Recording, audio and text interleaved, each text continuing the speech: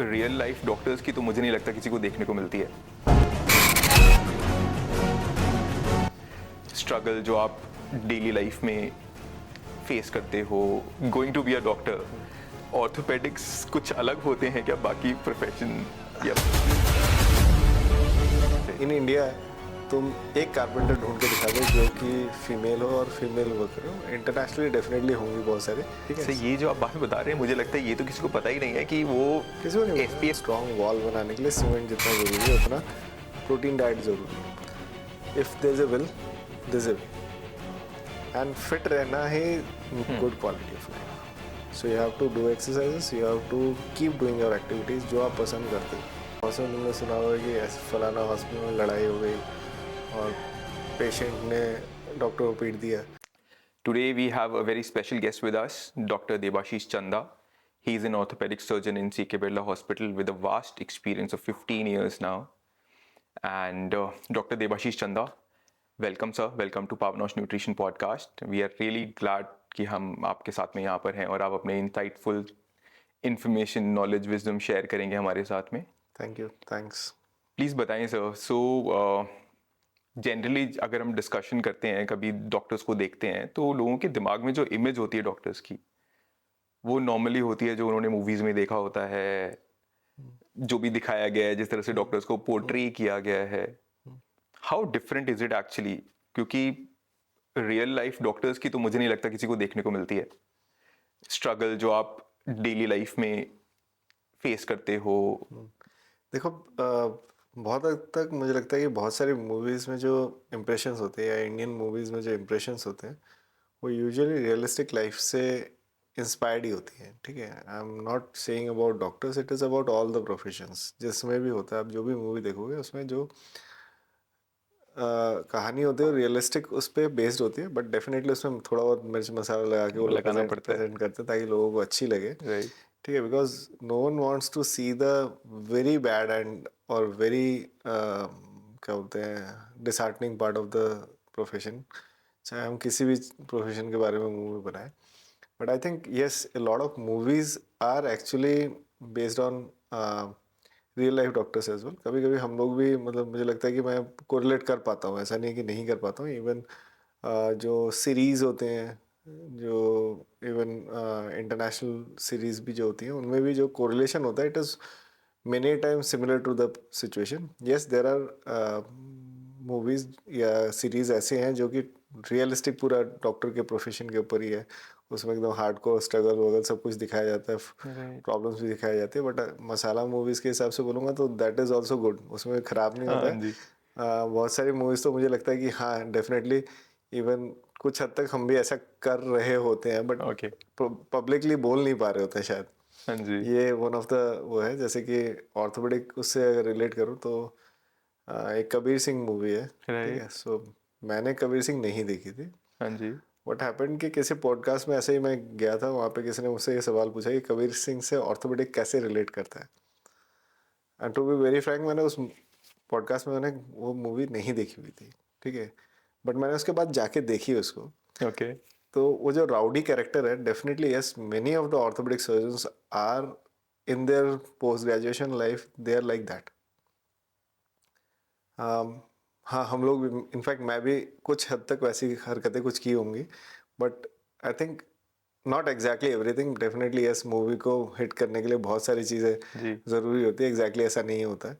But हाँ, definitely वो rowdiness जो होता है ऑर्थोपेडिक सर्जन में मिलता है। तो हाँ, डेफिनेटली वो बॉस वाला कैरेक्टर, बॉसिज्म जो है, या ओवरटली रूड, सो ये सारी चीज़ें डेफिनेटली मुझे लगता है कि हाँ ऑर्थोपेडिक सर्जन के साथ मैच करती है। So when you say that ये ऑर्थोपेडिक सर्जन के साथ में मैच करती हैं, क्या बाकी प्रोफेशन से orthopaedic when you are studying और when you are doing your studies, when you are going to be a doctor, orthopaedics कुछ अलग होते हैं क्या बाकी प्रोफेशन या हाँ बाकी डेफिनेटली, स्पेशलिटी? हाँ डेफिनेटली। देखो, ऑर्थोपेडिक सर्जन जो होता है ना, एक अगर इमेज बनाऊं कि ऐसा एक डिपार्टमेंट जिसमें कि मेल डोमिनेंस बहुत ज़्यादा हो, ठीक है, और फीमेल्स आना ही ना चाहे, ठीक है। एक प्रोफेशन मैं दोबारा से बताता हूँ, जैसे नॉन मेडिकल प्रोफेशन अगर बोलता हूँ, जैसे कारपेंटर राइट। इन इंडिया, तुम एक कारपेंटर ढूंढ के दिखा दो जो कि फीमेल हो और फीमेल वर्कर हो, इंटरनेशनली डेफिनेटली होंगी बहुत सारी, बट इंडिया में कारपेंटर जॉब जो है वो मेल डोमिनेटेड एरिया है।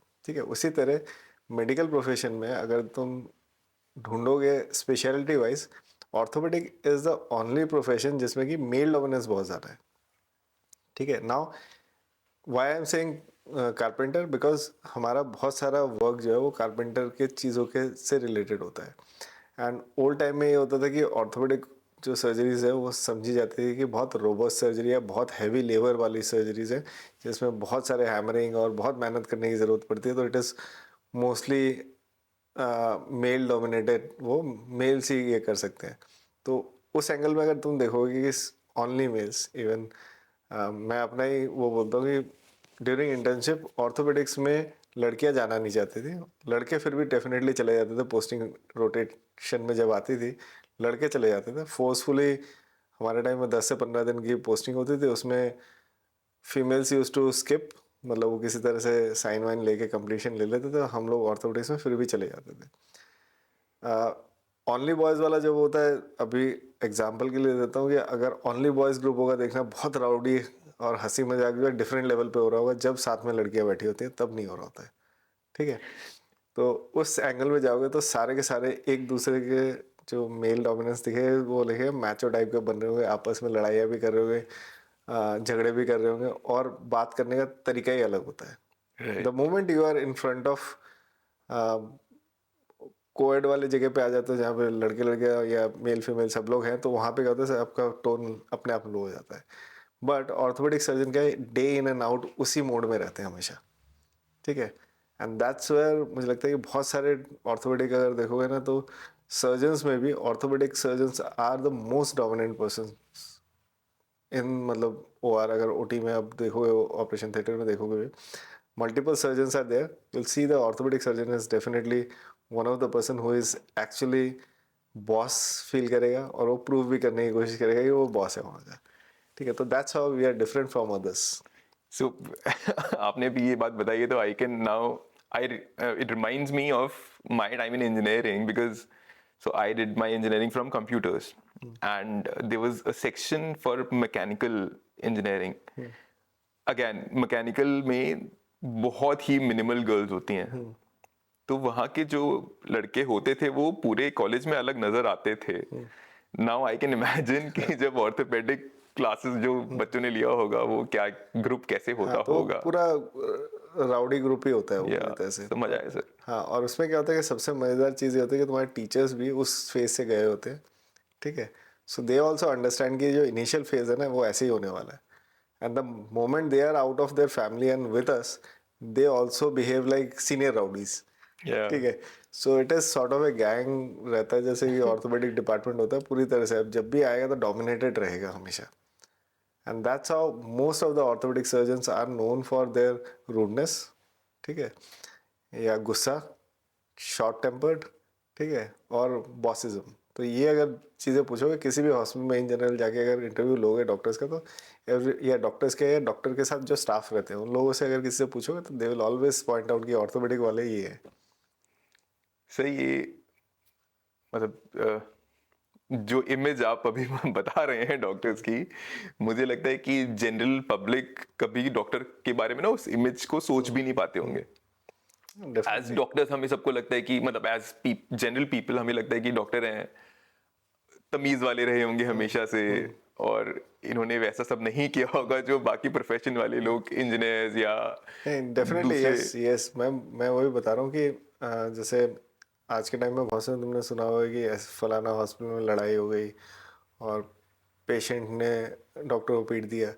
ठीक है, अगर तुम हमें पूछोगे एज ए ऑर्थोपेडिक डिपार्टमेंट, तो रिवर्स हो रहा होता है हमेशा, and I have been in lot of उसमें जिसमें कि हम लोग रिवर्स डायरेक्शन में हो रहे थे, हाथ किसी ने उठा दिया तो ऑर्थोपेडिक वाले तो नहीं छोड़ने वाले। ठीक है, तो इस तरह की सिचुएशन होती थी कि हमें रुकना पड़ता था। I am talking about my home college, Guwahati medical college, it was same. मौलाना आज़ाद में भी मैंने जब काम किया, इट वॉज सेम।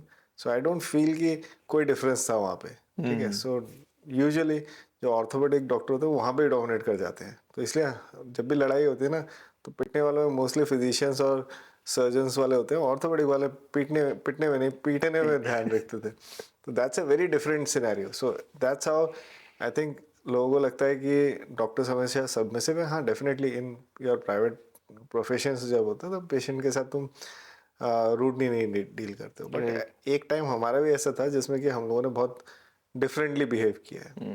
ठीक है. सो आई डोंट फील कि मतलब I am missing out on that. सारे फेस से निकल के आया हूँ उसमें. But so how different is it now? Because see, you've lived a life जो वैसी थी जैसा आप बता रहे हो. अभी it has become all very sophisticated. तो how do you cope up with that? या फिर I would use a word polished. ठीक है. See, when we were in medical colleges, हम लोग raw grain की तरह होते हैं. The moment you go to your senior residency complete करके उसके बाद senior resident attendings जब बनना शुरू होते हैं, उसमें हम लोग धीरे धीरे पॉलिश होते रहते हैं. The moment you are consultant, you are the polished product. ठीक है. लोग आपको देख के ये इमेज बनाते हैं कि हाँ, ये डॉक्टर कैसा होने वाला है.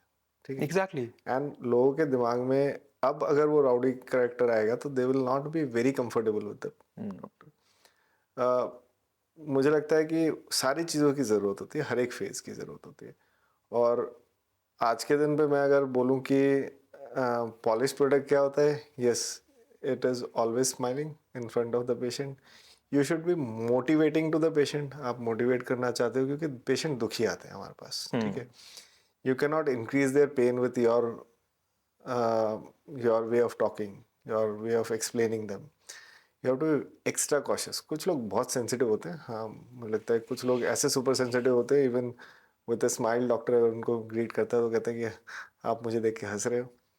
सो आई थिंक हर कैटेगरी के patient, in general patients are in pain, patients are in problem, they are upset. And most of the time जब हम अच्छे से बात करते हैं, प्यार से बात करते हैं, 99% या 98% लोग सेटल डाउन हो जाते हैं. और वही इम्पॉर्टेंट होता है जब हम पेशेंट्स देख रहे होते हैं. And that's where your seniority comes up. जितना सीनियर होते जाओगे आप अंडरस्टैंड करोगे कि कितना आपको पेशेंट को किस तरह से बात करनी है. ठीक है. And not every patient is similar. थोड़ा सा डिफरेंट सबका टच होता है. थोड़ा सा टच डिफरेंटली किया पेशेंट खुश हो जाता है. खुश हो जाता है. So but so now आजकल आप तो एक्सपीरियंस करते ही होगे. Google has become a library जहाँ पर लोग कुछ भी सर्च करते हैं आके. एंड आई थिंक किसी भी इंसान को कोई प्रॉब्लम होती है तो the first thing they do is go to Google. A lot of people तो try and take that treatment also from the Google only. आपके पास भी ऐसे लोग आते होंगे कि सर ये गूगल पे पढ़ा था ऐसे हो गया है, या आपने उनको कुछ बोला फिर वो बोलते होंगे कि सर गूगल पर तो ये लिखा हुआ है. देखो, मुझे लगता है कि मतलब I may not be right for all doctors, but मुझे ऐसा लगता है कि there is no harm in Google. ठीक है. There is no harm in googling. बहुत सारी चीज़ें एआई के साथ, बहुत सारी चीज़ें आज के दिन पे ट्रीटेबल हो गई हैं.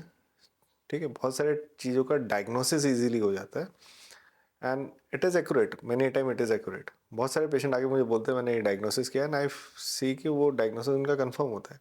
But now understand, Google patient को एग्जामिन नहीं कर रहा है. It is on symptoms. ठीक है. Right. मैं एक एग्जाम्पल देता हूँ. मेरे पास एक पेशेंट आता है, कहता है मेरे पूरे अपर लिम्ब में दर्द हाथ तक आ रहा है. ठीक है. और वो हाथ के मूवमेंट में पेनफुल हो गया है. मैं कुछ भी करता हूँ पेन हो रहा है, हाथ के पूरे जॉइंट्स में पेन हो रहा है. Now these are the symptoms for cervical radiculopathy. मतलब कि सर्वाइकल स्पाइन में नर्व कंप्रेशन और इसके सिम्टम्स है. बट मेनी टाइम्स क्या होता है कि आप जब हाथ को घुमा के देखते हो तो देखते हो कंधा ही जाम पड़ा हुआ है इसका. ओके. ठीक है. So clinical examination is very important and I don't mind patient googling it, because दो चीज़ें उससे होती है. एक तो वो प्रोविजनल डायग्नोसिस बहुत सारे ले लेता है. ट्रीटमेंट ना करे, मैं बोल रहा हूँ ट्रीटमेंट ना करे, बट हाँ फर्स्ट डायग्नोसिस होता है. ठीक है. दूसरा क्या होता है, मल्टीपल डायग्नोसिस आते तो कन्फ्यूजन क्रिएट हो जाता है. ठीक है. And and point of everything is cancer और डेथ. ठीक है. तो वो उसके बाद पेशेंट अपने आप आता है डॉक्टर के पास पूछने के लिए.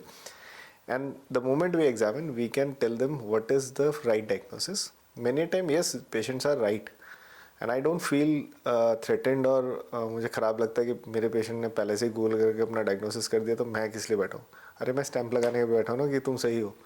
तो that's what is needed. Yeah. ठीक है, you need to see, examine and then say yes it is right and then start the treatment. ठीक है, बहुत सारे डॉक्टर्स मैंने देखा है कि दे फील थ्रेटेंड अगर सेम डायग्नोसिस हो गया तो I want to change it. No, why to change? Yes, you are the right person to say yes it is right. ठीक है, नाउ आई हैव नॉलेज. मैं गूगल पढ़ के मैं उसकी प्रॉब्लम्स का बेटर सॉल्यूशन कर पाऊंगा, उसकी प्रॉब्लम्स का आंसर कर सकता हूँ. That is what is needed. ठीक है, somebody confirming yes you are right. ठीक है, हम किसी भी चीज़ पे तुम गूगल करो, I am not saying medical, there are multiple options, multiple answers comes up. Now if you have 4 answers, which one to believe? If I tell you कि इस 4 में से ये वाला सही है, so you have one verification. Now another person comes and says yes, answer 1 is the right answer. तो तुम्हें क्या कॉन्फिडेंस आ जाएगा ना, you will do the same thing. So same तरीके से मेडिकल डायग्नोसिस के लिए भी मुझे लगता है गूगल करने में कोई हार्म नहीं है. बट ट्रीटमेंट ना स्टार्ट कर, ट्रीटमेंट डॉक्टर से पूछ ले, क्योंकि चारों ट्रीटमेंट एक साथ स्टार्ट कर दिए तो हो गया काम. ठीक है. सर सम टाइम बैक आपके इस मुझे बात से याद आया, आई मेट समबडी जिन्होंने एक सॉफ्टवेयर लॉन्च करना चाहा था जिसमें, एंड दैट पर्सन वांटेड कि मैं वो सॉफ्टवेयर डॉक्टर्स को दूं, और उसमें ये था कि आप अपने सिस्टम पर पेशेंट के सिम्टम्स डालिए and our software will tell you कि पेशेंट को क्या प्रॉब्लम है. And then that person approached a lot of doctors, and doctors ने बहुत ही ज़्यादा उसको रेजिस्टेंस दिया और बहुत ही नेगेटिवली लिया, because I think they felt threatened कि अगर पेशेंट को पता लग गया कि मैं एक सॉफ्टवेयर यूज़ कर रहा हूँ ये देखने के लिए उनको बीमारी क्या है, तो मेरी वैल्यू नहीं बचेगी. आपका कहना है कि there is nothing wrong in using such a software, right? नहीं, मुझे मतलब बीइंग ए सर्जन मुझे तो नहीं लगता कि एआई या कंप्लीट मतलब ऑटोमेशन आके मेरी सर्जिकल स्किल्स को हटा सकता है. ठीक है, मतलब आज तक के किसी भी मशीन को ले लो, किसी भी रोबोट के बारे में बात कर लो, not medical related, I am saying किसी भी चीज़ जनरल. ठीक है, इन जनरल, जैसे कार मेकिंग मैन्युफैक्चरिंग रोबोट होते हैं, राइट. पूरी कार रोबोट से बन जाती है. But what is needed at the end is to be certified by someone and say कि हाँ ये ठीक है. वो कौन होता है? ह्यूमन होता है. राइट. ठीक है, उसके बाद उसमें भी डिटेलिंग में कुछ ना कुछ चीज़ें जो है वो हैंड का आता ही आता है. आज हम ऑटोमेटिक कार में इतना, या कार मैन्युफैक्चरिंग में इतना डीपली चले गए हैं. ठीक है, या बोलो कि मोबाइल फ़ोन बनाने में, बट वहाँ पे अगर तुम बोलो कि कोई आदमी ही नहीं है जो करता ना हो उसको टच, ऐसा नहीं है. वैलिडेशन के लिए ऑलवेज ह्यूमन इज़ नीडेड. ठीक है, और सर्जिकल स्किल के हिसाब से अभी मैं एक एग्जांपल देता हूँ कि जैसे आपको एक गाड़ी बनानी है, हर बार एक ही जैसा मॉडल बार बार बनाना है. ठीक है, और उसमें हर एक चीज़ एक ही जगह पे रहेगी ना. ह्यूमन बॉडी में क्या होता है कि जैसे मैं और तुम बैठे हुए हैं तो मेरी और तुम्हारी आर्टरीज और ब्लड वेसल्स हमेशा एक जगह पे होगी ही नहीं. तो जो मैंने आज मेरे अंदर है वो तुम्हारे अंदर नहीं है. तो it is always very complex. तो सर्जिकली मुझे नहीं लगता, आई एम नॉट थ्रेटन, मुझे लगता नहीं है कि अगले 50 साल में भी ऐसी कोई चीज़ आएगी जो कि सारी चीज़ खुद ही कर रही होगी, सर्जन की ज़रूरत ही नहीं होगी. एंड मुझे लगता है कि पर्सनली अगर आप मुझे पूछोगे कि will I be comfortable in getting treated by a machine, I would say no. I would want That's कि a very कोई prospective answer. मुझे लगता है कि हो सकता है कि we might develop a lot of things where machines might be doing a lot of things की सारी सर्जरीज, जैसे रोबोटिक सर्जरीज में भी it is robotic assisted surgeries. ठीक है, robot doesn't do understand कि मुझे लगता नहीं है कि एआई जो बना भी रहा है उसमें भी इतनी हिम्मत होगी कि वो अपनी सर्जरी किसी और से करवा देगा अगर सर्जन बीच में ना हो. ठीक है, because machines are always machines and they might cause some trouble at particular point and that can be corrected by a person on human being. ठीक है, सो मुझे लगता है कि इसके लिए घबराने की ज़रूरत नहीं, और डॉक्टर्स के लिए तो मुझे लगता है कि बिल्कुल भी घबराने की ज़रूरत नहीं, because that certification is always going through the doctors, either a surgeon और नॉर्मल फिजिशियन, उनके थ्रू ही जाएगा कि हाँ ये सही है. ठीक है, so I don't feel threaten, and मुझे लगता है अपने डॉक्टर्स को भी किसी को थ्रेटन फील नहीं करना चाहिए. But has this ever happened with you? वैसे आप बोल रहे हैं कि दैट यू कंफर्टेबल कि अगर लोग गूगल पढ़ के आते हैं, बट कभी ऐसे ऑपोजिट भी हुआ है कि कोई पेशेंट आया और आपको सुन के लगा कि ये मेरी बात सुनना ही नहीं चाह रहा है और गूगल के पीछे ही पड़ा हुआ है? कभी ऐसा हुआ है? देखो, इसका एक सिंपल एग्जांपल दे सकता हूँ। कोई कुएं के मतलब उसके एज पे, वॉल के एज पे खड़ा है और वो कुएं में कूदना चाहता है और तुम उसे बचाना चाहते हो और पीछे से तुम उसे बोलते हो कि मत कूदो मत कूदो, और वो कहता है नहीं मैं कूदूंगा ही। ठीक है, तो कभी कभी क्या होता है कि यू प्रिपेयर योरसेल्फ, ठीक है, उसको बोलो कूदो, फिर उसको बचा के निकाल दो। अच्छा, ठीक है, तो okay. कभी कभी तुम्हें छोड़ना पड़ता हाँ है। जी। Understand, many times many people come with a dogmatic mindset कि मैं ये करूँगा तो करके ही आऊँगा। ठीक है, तो कूदो। ठीक है, बीइंग ए गुड डॉक्टर मेरी तरफ से मेरी एडवाइस होती है चलो कूदो, मैं देखता हूँ और क्या कर सकता हूँ। Okay. Now many time you have to tell the patient कि आप गिरोगे तो चोट लगेगी, तो किसी किसी को गिरने देना होगा, अनटिल अनलेस वो समझेंगे नहीं। एंड अब लाइफ में भी ऐसे फ्रेजेस हैं कि जैसे लर्निंग फ्रॉम ओन एक्सपीरियंसेस और अदर्स एक्सपीरियंसेस, तो Right. अदर्स से भी हम सीखते हैं। True. अब कोई नहीं सीखा तो अपने वाले में करके सीखेगा। ठीक है, there is no harm in going for both. Many time होता है वो, मुझे लगता है कि I am the right person to help him as well. ठीक है, तो मैं ये नहीं सोचता हूँ कि हाँ उसने अपना ट्रीटमेंट अपने आप ही कर लिया है, ठीक है, कोई बात नहीं, ठीक नहीं होगा तो वापस आएगा, उसको ठीक कर देंगे। ठीक है, सेकंड लेवल पे चले जाते हैं, फर्स्ट लेवल वालों को छोड़ देते हैं कि जो अपने आप को ठीक कर रहा है, तो that's okay with it. And काफ़ी बार जैसा आपने बताया कि there is nothing wrong in being nice to the patient, and some doctors are nice, some doctors are rude, they have their own reasons obviously उसके लिए, बट काफ़ी बार सुनने को मिलता है कि डॉक्टर्स पेशेंट से इसलिए अटैच नहीं होते हैं because otherwise if they have this soft corner then they will not be able to treat the person properly. अब Do you feel the same कि if this- ये पॉइंट आते हुए एक मूवी का डायलॉग याद आ रहा है, वो मेरे ख्याल से मुन्ना भाई एमबीबीएस में जो प्रिंसिपल होता है ना, I think you have seen that movie. So उसमें जो उसका बॉस जो होता है, and he is exceptionally rude because he wants everything to be in perfect. Yes, now understand, teachers दो तरह के होते हैं। ठीक है, एक होता है कि स्टूडेंट को पढ़ाना है, एक होता है मुझे लगता है मेरे टीचर से मैं एक एग्जांपल दे रहा हूँ। मेरे टीचर ने बताया था there is a normal teacher and there is a गुरु।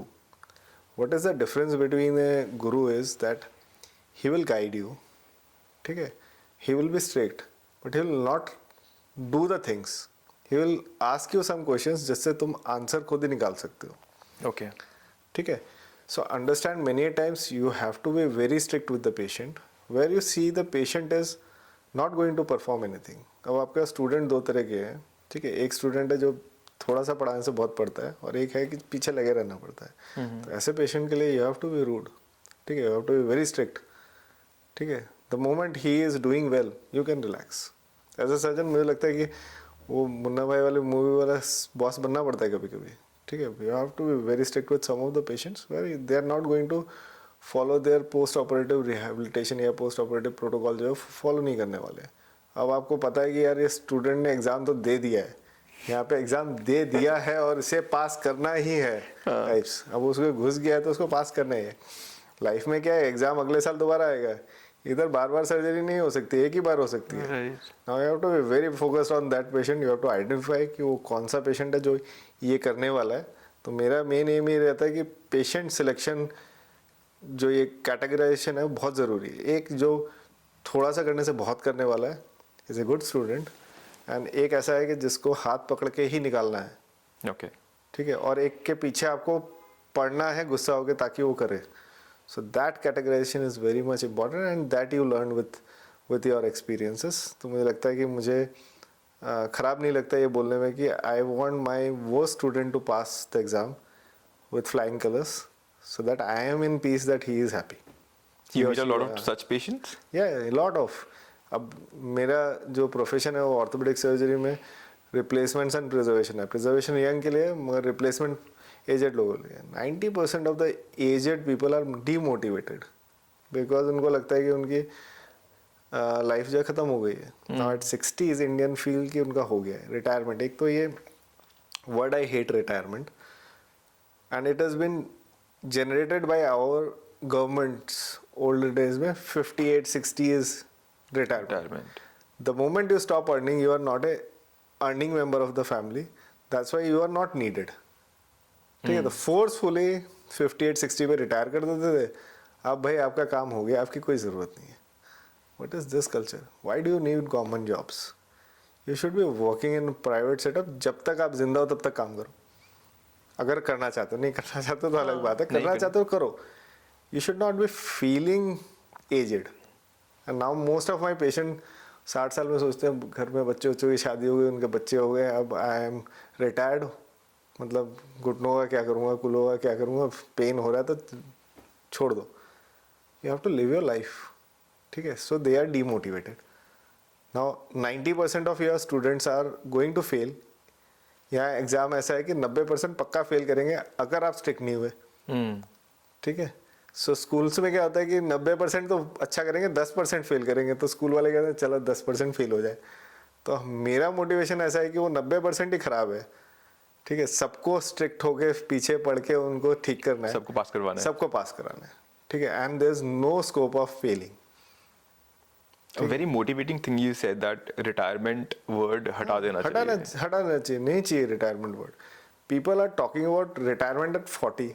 अबे मुझे लगता है मैं एक वर्ड बोलूँ, अबे बेवकूफ. Why do you want to retire? You want to be doing something till the end. ठीक है, मेरे को लगता है मैं जितने दिन जीऊँ उतने एंड तक अपने काम के अलावा बाकी कुछ ना कुछ करूँ, ताकि there is a motivation for my living. ठीक है, लोग खो जाते हैं. और एजेड के बाद अभी ये 40s में लोग रिटायरमेंट की बात करें, मैंने कहा बेटा आके देखो 60s में 70s में रिटायरमेंट के बाद लोगों की हालत क्या होती है. And that is one of the reason I am not in government setup.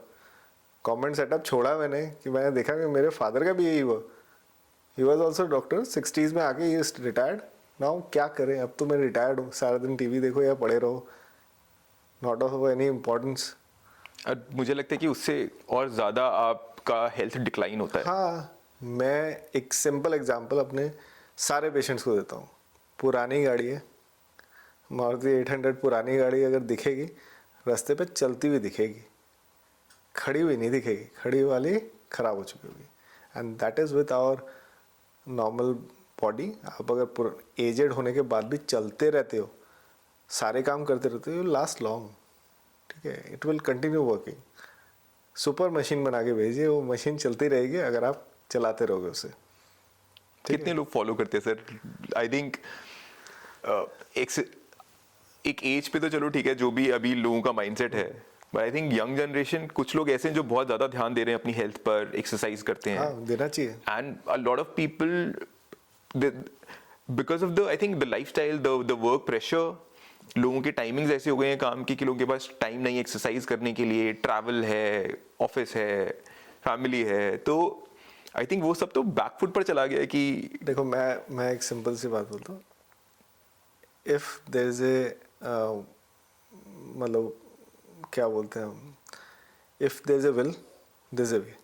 ठीक है, you want to work out, you will find time. ठीक है, time management is something like managing your job. ठीक है, तुम्हें करना है तो हो जाएगा, तुम्हें नहीं करना है तो नहीं होगा. ठीक है, सही बात है.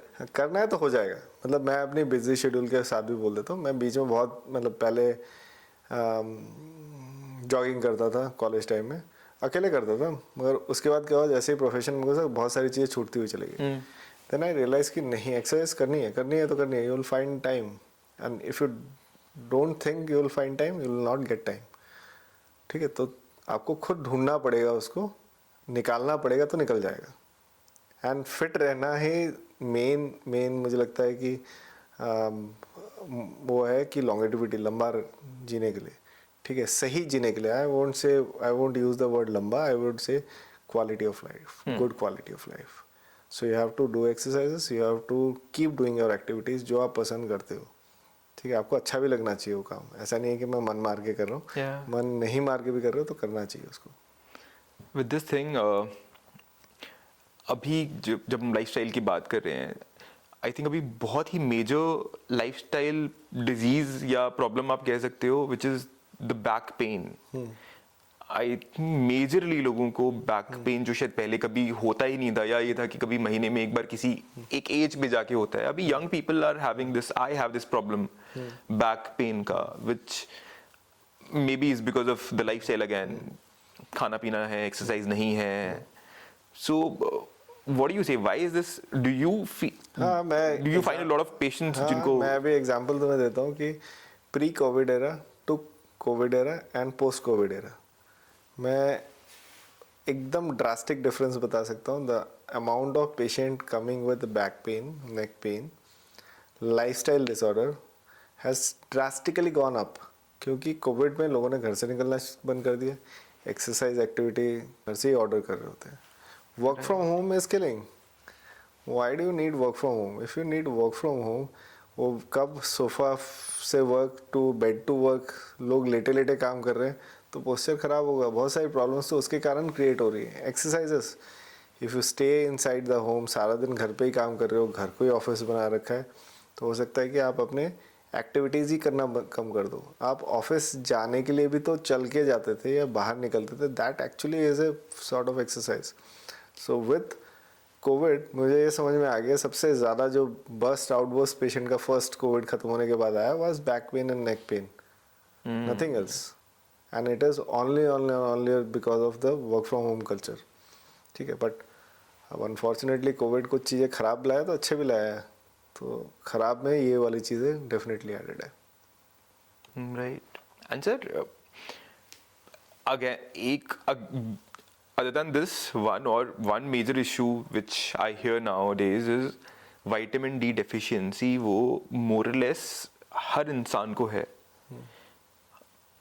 क्या बदल गया, मतलब जितना लोग अभी भी धूप में निकलते हैं, पहले भी निकलते थे, ऐसे नहीं है कि बिल्कुल हम ऐसी जगह पे रहते हैं जहाँ पर सूरज नहीं है या कुछ. देखो vitamin D, is this real? First of all, is this real? Yes. The vitamin D deficiency problem, is this real? Yes, vitamin D deficiency पहले भी था और आज भी है. पहले पता नहीं था बहुतों को, ठीक है, या पहले आउटडोर एक्टिविटीज़ थोड़ी ज़्यादा होती थी. ठीक है, से वर्क फ्रॉम होम के कारण बहुत सारे लोग बाहर निकलते ही नहीं है. मेरे पास ऐसे लोग आए हैं जो 4-4 साल तक घर से निकले नहीं, कोविड ख़त्म होने के बाद भी 2-3 साल अंदर ही रहे. Okay. ठीक है, so understand sunlight exposure definitely come हुआ है, बट अंडरस्टैंडिंग, अगर मैं दिल्ली गुड़गांव की हालत लूँ आज के दिन पे, सनलाइट एक्सपोजर के सनलाइट आती क्या है, पोल्यूशन के कारण. ठीक है, so vitamin D deficiency is a pandemic, ठीक है, which is least known about, and लोग उसके बारे में ज़्यादा कोई मेहनत मारते भी नहीं है. अंडरस्टैंड, आपको कोई चीज़ की डेफिशिएंसी हो और उसका सिम्टम सामने एकदम खुल के आ जाए. ठीक है, जैसे आयरन डेफिशिएंसी, एनीमिया हो, चक्कर खाए गिर गए. ठीक है, अब ऐसा डेफिशिएंसी कुछ नहीं होता है. विटामिन सी डेफिशिएंसी और मुंह से गम ब्लीडिंग होने लग गई. ठीक है, विटामिन के डेफिशिएंसी हुई तो ब्लीडिंग डिसऑर्डर्स हो गए. विटामिन डी डेफिशिएंसी से क्या होगा, धीरे धीरे जाके हड्डियाँ नरम होंगी और बहुत सालों बाद बुढ़ापे में हड्डियाँ टूटनी शुरू होंगी. Okay. ठीक है, so now this will happen years. सो अगर आज आपको है, इसका रिपरकेशन 20-25-30 साल बाद होगा. अभी लोग स्मोक करते हैं तो उससे कैंसर होता है, वो कहेंगे अरे वो 20 साल बाद होगा, छोड़ो अभी स्मोक करते हैं. ठीक है, सो विटामिन डी का कुछ ख़राब जो हो रहा है वो 20 साल बाद, 30 साल बाद, 40 साल बाद हो रहा है, तो लोग उसको हवा में छोड़ देते हैं. मैं तो लोगों को देख चुका हूँ, वो वाकई बोलते हैं कि अरे सर मेरा क्या पूरे ऑफिस में सबका कम आया था. They feel proud. ठीक है, अभी मैं बोलूँ कि बच्चा अगर आपको आके बोले पापा मैं तो फेल हुआ हूँ, क्लास में सारे फेल हुए हैं, तो आप क्या उसको लड्डू खिलाओगे या पीटोगे उसे पकड़ के? ऑब्वियसली आपको उसको रिप्रेजेंट करना है. Now I always tell my patients not to give this example because it might not be problem for you, but for her mother, her उनके फादर के कारण, उनके मदर के कारण उनकी बोन टूट जा सकती है. ठीक है, and they will not understand कि रीज़न क्या हुआ. Vitamin D deficiency is pandemic, सबको है. नाउ विटामिन डी का डेफिशिएंसी होने के कारण मैं बताता हूँ. नंबर 1 इज़ दिल्ली गुड़गांव का एनवायरनमेंट, जहाँ पे कि आपकी यूवी रेज आती है नहीं है और इंफ्रारेड रेज आती है. यूवी रेज जो है स्किन में विटामिन डी सिंथेसिस करती है. अगर वो स्किन में पड़ेंगी सूरज से, विटामिन डी अपने आप बनेगा. Okay. ठीक है, बॉडी में. नाउ यूवी रेज आने के लिए क्लियर स्काई होना होता है, नहीं होता है. सो हमारा पॉल्यूटेड एनवायरनमेंट है, हीट आती है. ठीक है, इंफ्रारेड बहुत आता है, गर्मी बहुत लगती है. लोग गर्मी में बाहर निकलते कहते हैं हम तो सारा दिन धूप में थे. नहीं होगा. अर्ली मॉर्निंग के तिरछी किरणों में सबसे ज़्यादा यूवी लाइट होती है, तो 7 to 9 11 के बीच में आपको सबसे ज़्यादा यूवी लाइट मिलेगी, और नॉन पॉल्यूटेड एनवायरनमेंट में।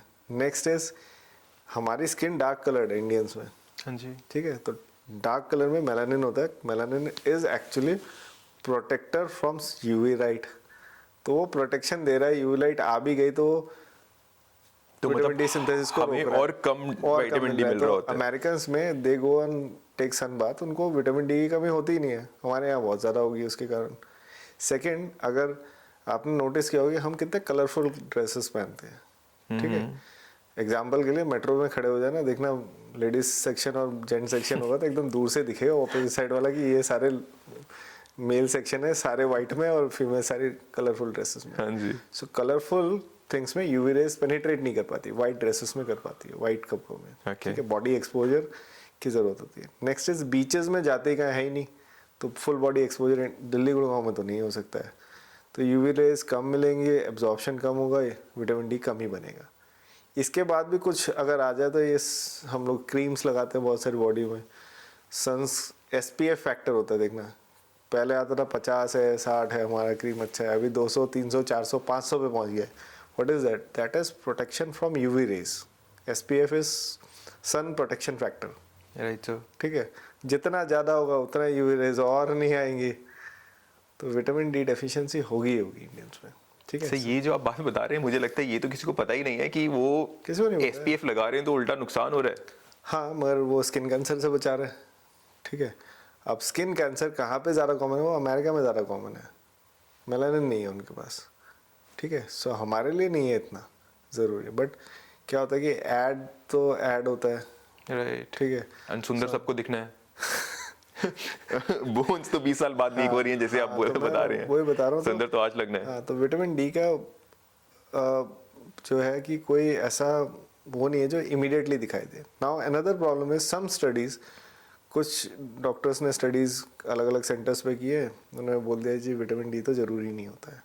बड़े सेंटर्स में इंडिया के गवर्नमेंट हॉस्पिटल से आए रिपोर्ट्स, विटामिन डी टॉक्सिसिटी कर देता है, विटामिन डी के कारण हार्ट के ब्लॉक्स ज़्यादा हो जाते हैं, ठीक है, मत लो, ठीक है, अल्टीमेटली हड्डियाँ टूटेंगी ना। मुझे लगता है कि विटामिन डी के बारे में मैं जितना भी बोलता हूँ लोग उतना कम सुनना चाहते हैं, ठीक है। Ultimately as a orthopaedic surgeon और फैटर्निटी को अगर मैं रिप्रेजेंट करूँ तो हमारे लिए नुकसान नहीं है, हड्डी टूटेगी तो इधर ही आना है, धंधा मिलेगा। बट अंडरस्टैंड, मुझे लगता है कि उस मेंटल सिनेरियो से बाहर निकल के understand vitamin D is needed. But how to get it? अभी आप बता रहे हैं सनलाइट नहीं है। मुझे लगता है कि supplements are The only solution? the only solution and the right way to go forward. Supplements लेना ज़रूरी है अपने लेवल को। आपको टेंशन है कि टॉक्सिक लेवल पे चले जाएगा, रेगुलर चेक कराते रहो, ठीक है। Hardly now it is very inexpensive test, you can get it done, और लेते रहो रेगुलर। लोगे नहीं तो आएगा नहीं, ठीक है। राइट। और दिल्ली गुड़गांव के लोगों को तो नहीं होने वाला है, ठीक है। मुझे लगता है कि उन लोगों के लिए ज़रूरी है कि विटामिन डी सप्लीमेंट लेना है। And as per my understanding, I think सिर्फ vitamin D does not work. ऐसा कुछ होता है कि हमारी बॉडी में अगर आप सिर्फ विटामिन डी ले रहे हैं supplement, it's not going to help. Yes, osteoporosis, अगर मैं नेक्स्ट टॉपिक छेड़ूँ विटामिन डी से रिलेटेड, जो मैंने बोला कि हड्डियाँ कमज़ोर होकर टूट जाती हैं। सो अंडरस्टैंडिंग कि जैसे दीमक खाई लकड़ी होती है, वैसा अगर हमारी बोन्स हो गई हैं, हॉलो हो गई है, ठीक है, नॉर्मल वुड की तरह बोन्स होने चाहिए, वैसे दीमक खाई लकड़ी जैसा बोन्स अगर हो गई है, खोखली हो गई है, तो टूट सकती है। तो vitamin D is not the only thing which is going to help. Vitamin D calcium absorption कराता है और बोन तक पहुंचाता है। नाउ कैल्शियम इंटेक डाइट में लेना ज़रूरी है। कैल्शियम को अंदर रखने के लिए, कैल्शियम इज़ लाइक एक वॉल अगर हम बना रहे हैं, उसमें ईंट है, तो कैल्शियम वर्क्स एज ईंट। नाउ सिर्फ ईंट की दीवार बनेगी तो टूट जाएगी, you need to have cement. तो वैसा सीमेंट का काम करती है प्रोटीन एंड कोलाजन। कोलाजन बोलते हैं तो आधे वेजिटेरियन लोग भाग जाएंगे, क्योंकि कोलाजन होता ही नहीं है प्लांट बेस में, ठीक है, it is animal base. So protein and collagen are very important to make a strong bone, और स्ट्रॉन्ग वॉल बनाने के लिए सीमेंट जितना ज़रूरी है उतना प्रोटीन डाइट ज़रूरी है। प्रोटीन कितना चाहिए होता है? जो हमारी गाइडलाइंस है, बेसिक गाइडलाइन में 0.8 to 1 ग्राम पर केजी बॉडी वेट, 50 किलो के आदमी को 50 ग्राम प्रोटीन खाना होता है। इधर वेजिटेरियन डाइट लोगे देखोगे उसमें 10 ग्राम प्रोटीन भी नहीं है, ठीक है, डे का। Right. So that's the biggest problem. हम विटामिन डी नहीं, विटामिन डी, कैल्शियम, प्रोटीन की बात कर रहे हैं। And the stimulation to bone कैसे होता है, जैसे ग्रेविटी असिस्टेड एक्सरसाइज बोलते हैं। अब ग्रेविटी एक्सरसाइज बोलते हैं ना, सब लोग सोचते हैं वेट ट्रेनिंग की बात करें। अरे यार, walking itself is one of the easiest way of making the bone strong. चलने से ग्रेविटी आपके काम कर रही है, आपकी बोन स्ट्रांग हो जाती है। इजी एक्सरसाइज क्या है इसमें, कौन सा बहुत रॉकेट साइंस है। वेट ट्रेनिंग एक्सरसाइज, हाथों में पैरों में सैंड वेट्स आते हैं, बाइंडर वेट्स आते हैं, उनको बांधो, घर के काम कर लो, ठीक है। जिम जाने से वेट थोड़ी ना उठा सकते थे। There is a problem, there is a solution, there is a easy solution. लोगों को लगता है वेट ट्रेनिंग बता दिया, अब तो जिम जाना पड़ेगा। मजे मजे में वो लोग जिम की मेंबरशिप साल की लेते हैं, 3-4 दिन से ज़्यादा जाते नहीं हैं, ठीक है। So understanding weight training can be done inside the house as well, and this stimulates the bone to be strong. तो अब मेरे पास विटामिन डी भी हो गया, मैंने कैल्शियम डाइट भी लिया, प्रोटीन कोलाजन भी लिया, साथ में मेरी एक्टिविटीज़ भी हाई रखी है, तो बोन स्ट्रांग हो जाएगी। Sir I think the problem is not that कि कोई करना नहीं चाहता है, द प्रॉब्लम इज जो आप चीज़ें बता रहे हैं वो पता ही नहीं है सर। हाँ, दिस लैक ऑफ अभी मैं ये talking to you I realise now that this is a lack of knowledge and information regarding these things. हाँ, तो ये एकदम बेसिक है। I am not talking any high fundoo thing, it is a basic of orthopaedics which no one wants to understand. Even अरे मैं हर conference में जाता हूँ, जहाँ पे भी पेशेंट टीचिंग उसमें जाता हूँ, बोलता हूँ इन चीज़ों के बारे में, but hardly 1 or 2% they remember and they do it, because it is a continuous process and every day you have to do. मतलब फेलियर का रीज़न बताता हूँ। एक तो इतना आसान हो कि मैं ये सोचूं कि ये करूं भी कि नहीं करूं, करके नहीं करते हैं। जैसे मैंने डाइट के बारे में बताया, तो लोग सोचते हैं कि अरे हो जाएगा, चलो ठीक है, इतना ईजी है तो अपने आप ही हो रहा होगा, ठीक है। एंड सेकंड इज दैट इसको समझने के लिए, लोगों को समझाने के लिए हम कितना प्रचार करते हैं, बोलते कितना है, नहीं बोलते हैं। अभी मैंने इतने पेशेंट्स देखे होते हैं जो इनके फ्रैक्चर्स हुए होते हैं, ऑस्टियोपोरोसिस, और मैं हर एक को बोलता हूँ अपने घर में कम से कम बता देना कि बाकी लोगों को नहीं होना चाहिए। दे डोंट डिस्कस, इवन अपने रिलेटिव्स में डिस्कस नहीं करते। Patients are the right person to discuss and tell them कि हाँ ये हो रहा है, आपको ऑस्टियोपोरोसिस का ट्रीटमेंट करना चाहिए। ऑस्टियोपोरोसिस वर्ड तो मुझे लगता है कि लोगों के भाव ही नहीं देते लोग। मेरे पास एक पेशेंट थी जिसने 18 फ्रैक्चर्स हो गए, एवरी टाइम डिलीजेंटली डॉक्टर के पास जाके सर्जरी करा ली, बट कभी ये सवाल नहीं पूछा हड्डी टूट रही है, टूट क्यों रही है, तो बार टूट बार क्यों रही है, उसका इलाज करा दो। हर बड़े बड़े हॉस्पिटल का एक सर्जरी है पेशेंट के पास, ठीक है। सर ये जो जैसा आपने बताया कि विटामिन डी के लिए या फॉर बोन हेल्थ के लिए, स्ट्रॉन्गर बोन्स के लिए हमें vitamin D is important, protein is important, collagen is important. There's another vitamin by the name vitamin K2, I believe. Is that somehow related to vitamin D के साथ में लेने के लिए? सी ऐसा होता ना कि आइसिंग ऑन केक। Okay. पहले केक तो खा लो। Okay, vitamin K2 is that नहीं icing. खाते हो, आइसिंग की बात कर रहे हैं हम लोग। मुझे लगता है कि लोग इतना माइक्रो में चले जाते हैं, ठीक है, जो मेजर चीज़ें उनको छोड़ देते हैं, ठीक है। मेजर वो 4 जो मैंने तुम्हें स्टेप बताया, वो 4 ही फॉलो कर लेना। You have calcium, हाँ, you have उसके बाद vitamin आप D. केटो सप्लीमेंट ले लो, आप उसके ऊपर भी बहुत सारी चीज़ें आती हैं, ले लो, मुझे प्रॉब्लम नहीं है।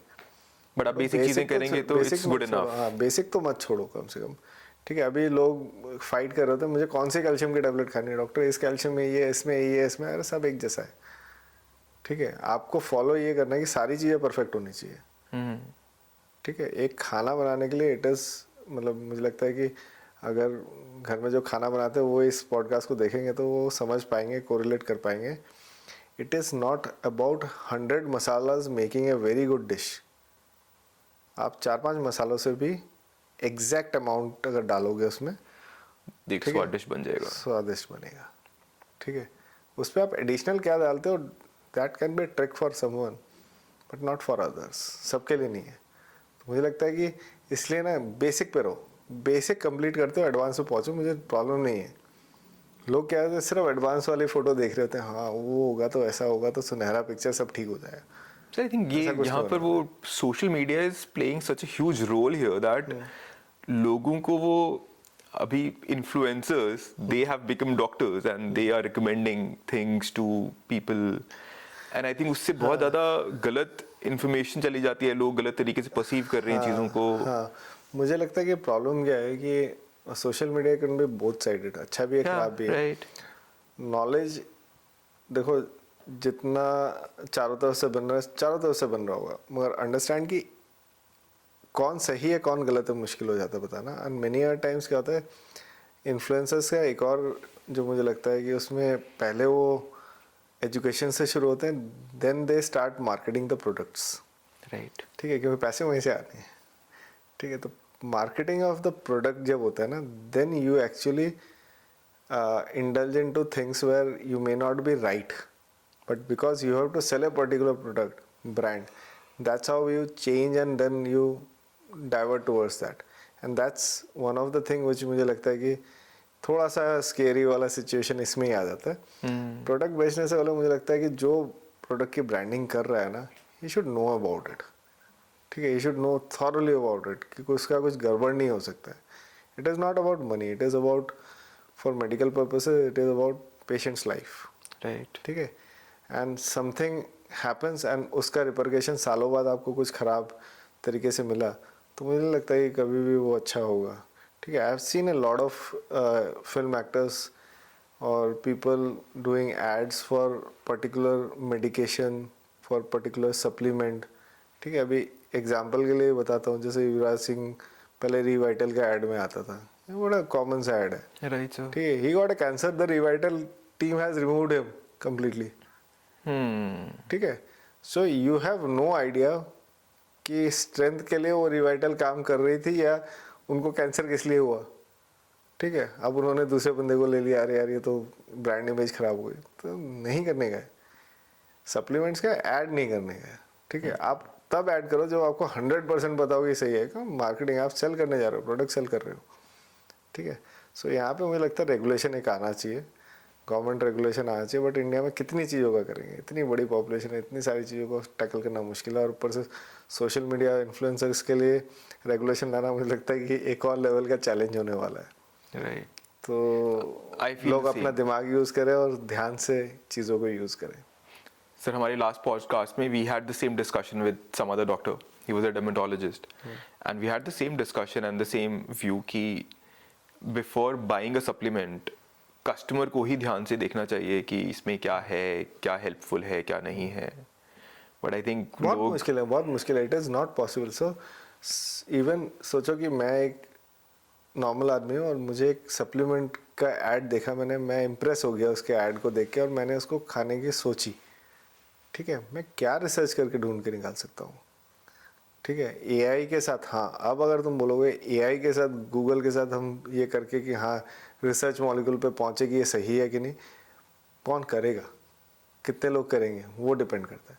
The brand has to be transparent enough हाँ, सर। brand मुझे has to लगता है be- ब्रांड की रिस्पॉन्सिबिलिटी हो जाती है कि अच्छा प्रोडक्ट निकाल के दे। अच्छा प्रोडक्ट निकाल के दे। It is our own moral responsibility कि हम जो दे रहे हैं वो ख़राब चीज़ ना दे दें। राइट। ठीक है, बट मुझे लगता है कि हर तरह के लोग हैं, अच्छे हैं तो ख़राब है, ख़राब वाले ख़राब सोचेंगे, अच्छे वाले अच्छा सोचेंगे, तो it's very difficult to actually manipulate और एक्चुअली मतलब करेक्ट डंडा लेके उनको सीधा करके रखना बहुत डिफ़िकल्ट है, इट इज़ इम्पॉसिबल।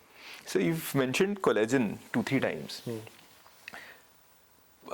कोलेजन बहुत रिसेंटली आया है सुनने में, उसके पहले कभी कोलेजन मुझे लगता है कभी बात भी नहीं होती थी। But when you say that collagen is such an important ingredient, why is that it has suddenly come? Is it पहले लोगों को पता क्यों नहीं था, या पहले कोई बात ही नहीं करता था कोलेजन की, कभी था ही नहीं कि कोलेजन की कमी हो सकती है? देखो मुझे लगता है कोलाजन पे रिसर्च तो बहुत सालों से चल रही थी। Okay. ठीक है, it's not very new product अगर सोचा जाए तो। 90s में 80s में भी कोलाजन के ऊपर प्रोडक्ट Okay. पे वो चल रहा था, बट कोलाजन को किस फॉर्म में दें और वो ओरली एब्जॉर्ब हो जाए, इट वाज द ट्रबल। सो बड़े सारे चीज़ों पे उन लोगों ने रिसर्च किया और उनके लॉन्ग टर्म रिजल्ट्स की, उनका कोई साइड इफेक्ट तो नहीं है लिया और पता चला लॉन्ग टर्म में कैंसर हो गया या कोई बीमारी हो गई। Yeah. तो इन सब के लिए ना इनको मुझे लगता है कि it took long time to even come up, and once they are out their safety profile is known। तो मुझे लगता है कि इसलिए बहुत वो हो रहा है। और ट्रूली सेइंग बहुत सारे टाइप्स के कोलाजन अलग अलग है, बोन के लिए अलग है, टेंडन्स के लिए अलग है, ऑर्थोपेडिक वाले ही बता रहा हूँ, and the results are good. The results are superbly good to a point कि मुझे लगता है कि बहुत सारी सर्जरीज तो आजकल कोलाजन के कारण ही बच जा रही हैं, ठीक है, अर्ली सर्जरीज जिनमें कि हमें लगता था कि शायद इनमें हमें ये करने से फ़ायदा होगा, बहुत सारी सर्जरीज डिले हो जाती हैं। ओके। ठीक है, so but at what time it has been taken, मतलब कौन से टाइम पे से लिया है, कौन से पॉइंट, मतलब अर्ली डिजीजेस में डेफिनेटली इट इज़ हेल्पफुल। जैसे ऑस्टियोआर्थराइटिस में बोल लो, टाइप 2 डीनेचुरेट कोलाजन जो है अर्ली स्टेज में मैक्सिमम लोग सोचते ही नहीं है। जैसे जॉइंट पेन स्टार्ट हुआ, आर्थराइटिस के पेन स्टार्ट हुआ, गेटिंग अप इस प्रॉब्लम, सीढ़ी चढ़ना उतरना में प्रॉब्लम है, ठीक है, इनिशियल फेजेस में आ रहे हैं, यंग लोगों में आ रहे हो, that is the right place जहाँ पे कि इसको लेने से लॉन्गेटिविटी ऑफ कार्टिलेज बनने वाली है। ओके। ठीक है, so these are things which मुझे लगता है कि because they are giving good results, now lot of people are actually investing in collagen, and one of the reason that's why the cost of collagen is going down.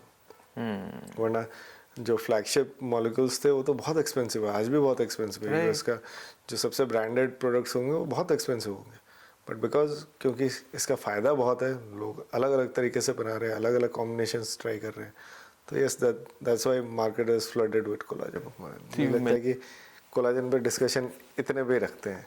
Some other insights with you. Sure. Thank you. Thanks.